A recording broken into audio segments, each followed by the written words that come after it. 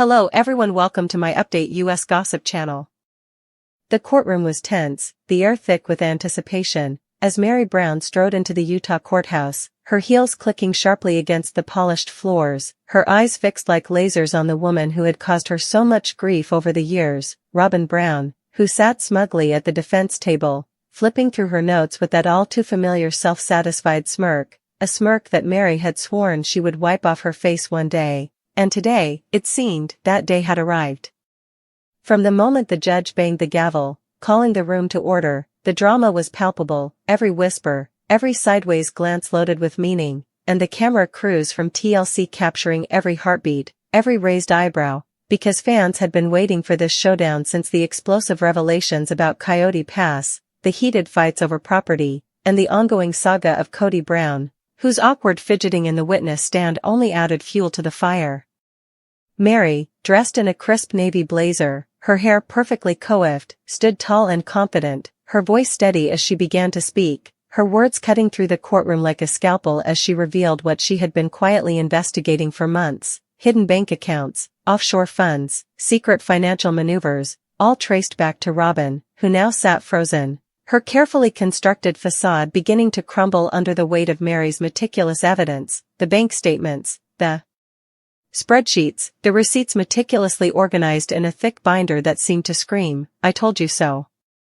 The murmurs in the gallery grew louder with each revelation, whispers of shock, disbelief, and vindication blending into a deafening hum, because viewers at home could almost hear their own gasps as the narrative unfolded. Meri, the quiet, often underestimated first wife, had struck with precision, exposing not just Robyn's financial maneuverings, but also the degree to which Kody had been complicit, whether knowingly or unknowingly, in allowing Robyn to control and manipulate the family's wealth.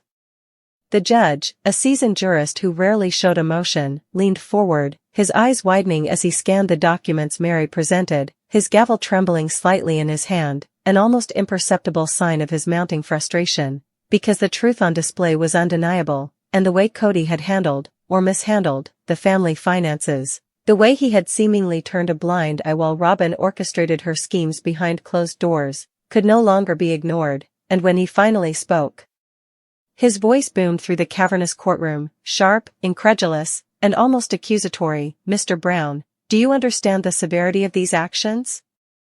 Hidden accounts, undisclosed assets, this is beyond mere oversight." Kody shifted uncomfortably in his seat, glancing at Robyn, whose once confident demeanor now faltered, a faint tremor in her hand as she tried to shield herself behind her notes, and Meri's lips curled into the tiniest of satisfied smiles, not gloating, but the quiet, simmering satisfaction of a woman who had endured betrayal after betrayal and finally, had the leverage to set the record straight. As Meri continued, her voice unwavering, she described in painstaking detail the ways Robyn had manipulated joint accounts, rerouted funds, and even siphoned money intended for the children's trusts, laying bare a pattern of deception that left everyone in the courtroom, family, lawyers, and spectators alike, stunned into silence. Each page she slid across the table seemed to weigh heavier than the last, like a hammer striking a fragile glass facade, and Robyn's attorney, usually quick with interjections and dismissals, was forced into a defensive crouch, flipping through the documents but finding no hole large enough to escape the onslaught of evidence. And then, just as the tension reached a fever pitch, Meri paused, looked directly at Kody, her eyes almost pleading yet resolute, and said, "You've seen it, Kody. You've known more than you let on. This isn't just about money. It's about trust. About respect. About the family you've vowed to protect." The courtroom seemed to hold its collective breath, the silence stretching, broken only by the occasional sniffle or the shuffle of papers, as Kody's face went pale, his hands gripping the arms of the chair, the weight of responsibility and culpability finally crashing down on him, because for years, he had tried to maintain a delicate balance among his wives, trying to keep peace, trying to avoid confrontation, but Meri had shattered that equilibrium with undeniable proof, and now, everyone could see what many had suspected but had lacked the courage, or the documentation, to confirm. Robyn had played a calculated game, and Kody, whether out of love, fear, or denial, had let it happen. The judge's gavel came down again, harder this time, reverberating through the chamber, a dramatic punctuation to the storm of revelations. As he called for a recess, his tone less formal, more incredulous. We will reconvene after a brief break. I need everyone to gather their thoughts, because this is serious. Cameras zoomed in on Meri as she collected her papers, her face a mixture of exhaustion and triumph, and she shot a glance at Robyn, who avoided eye contact, and for the first time in years, Robyn looked vulnerable, unsure, exposed. The tension was palpable as spectators whispered. "This is the moment we've been waiting for," and indeed it was. Months of speculation, arguments, social media drama, and off-camera confrontations had led to this courtroom crescendo, a battle of wills and wits that would be remembered in sister wives history. The break came, and behind closed doors, hushed conversations took place, attorneys strategizing, but outside, fans were already dissecting every frame, every expression, every inflection, posting theories and memes, because on this day, Meri had claimed her victory, not with loud proclamations or dramatic outbursts, but with evidence, strategy, and the unshakable certainty of a woman wronged but not broken. When the courtroom reconvened, the judge, now visibly frustrated, addressed Kody again, his voice firm yet tinged with exasperation. "Mr. Brown, the court expects full disclosure moving forward.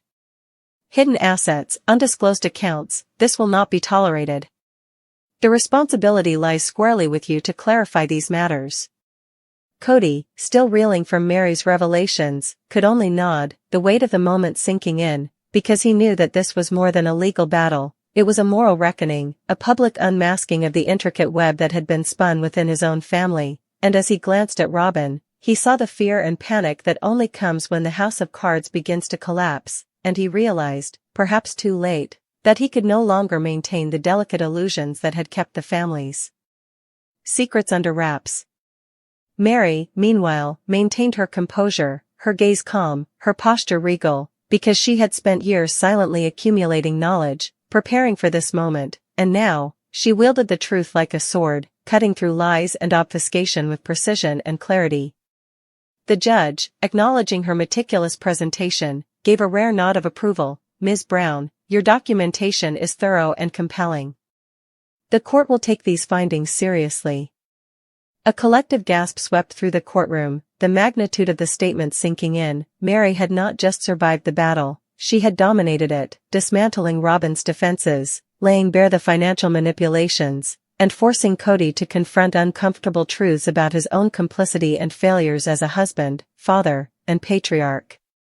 Outside, the cameras captured the lingering expressions, the whispered commentary, the astonished looks from onlookers, and even as the gavel struck again, signaling the end of the session, the reverberations of Meri's courtroom victory would echo long after the doors closed, a defining moment in sister wives history that no one would forget, because on that day, justice, strategy, and resilience triumphed, and Meri Brown stood victorious, the orchestrator of a courtroom drama that had unmasked secrets, shattered facades, and forced a family to face truths they could no longer ignore, leaving viewers across the nation riveted, emotionally invested, and eagerly awaiting the next explosive chapter in the ongoing saga of love, betrayal, and power in the Brown family.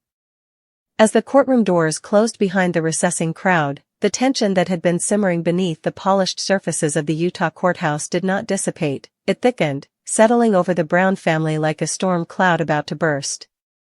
Kody sat slouched in his chair, his hands clasped tightly together, knuckles white, as he replayed every damning word Meri had spoken, every piece of evidence laid bare across the glossy wooden tables, and he felt, for the first time in years, a deep, gnawing realization of his own negligence. Robyn, meanwhile, leaned back in her seat, attempting to mask the tremor in her voice and the panic in her eyes, but every twitch of her lip betrayed the unraveling of her carefully constructed defenses, her secret financial empire now exposed under the unforgiving scrutiny of Meri's legal team. The judge, clearly shaken by the depth of the revelations, banged his gavel once more, demanding silence as murmurs and suppressed gasps continued to ripple through the gallery, and he addressed the room with an incredulous tone that made even the seasoned attorneys pause. "Let me be clear, these accounts, hidden for years, are not merely oversights. They reflect deliberate concealment and manipulation, and the court will hold all responsible parties accountable." At that moment, the weight of the legal world seemed to settle squarely on Kody's broad shoulders. The patriarch who had tried to maintain equilibrium among his plural wives now faced the harsh reality that his attempts at peacekeeping had allowed deceit to flourish unchecked, and as he glanced toward Meri, he saw not vengeance, but the quiet satisfaction of justice meticulously served. Meri rose again, her presence commanding, as she began to outline the second phase of her case, one that went beyond mere financial wrongdoing and into the psychological manipulation that Robyn had wielded for years, subtly controlling the family's narrative, influencing Kody's decisions, and creating rifts between siblings, children, and co-wives alike. The courtroom was silent save for the click of cameras and the soft shuffle of papers, each sound punctuating the weight of her testimony, as she described instances of withheld information, altered documents, and covert transactions, painting a portrait of a woman who had, under the guise of love and loyalty, orchestrated a complex web of secrecy, leaving Kody blindsided and the other wives disoriented and hurt. Robyn's attorney tried to interject, raising objections that the judge repeatedly overruled, as Meri's evidence was airtight, each spreadsheet, each bank statement, each notarized affidavit meticulously cross-referenced, leaving no room for doubt, no loophole for Robyn to escape unscathed. As the hours dragged on, the tension reached almost unbearable heights, with viewers at home glued to their screens, knowing that every dramatic pause, every pointed glance, every whispered aside was charged with emotional and narrative weight. The judge, visibly frustrated and at times incredulous, leaned forward, his eyes narrowing at Kody, whose discomfort was palpable. "Mr. Brown," he said, his voice echoing through the chamber, "it is your responsibility as head of this family to account for these assets, and to ensure that no further concealment occurs. Failure to comply will have serious repercussions." Kody shifted uncomfortably, muttering a barely audible, "Yes, Your Honor," but even as he spoke, he could feel the eyes of Meri, and indeed the entire courtroom, on him, a silent judgment that cut deeper than any legal admonishment.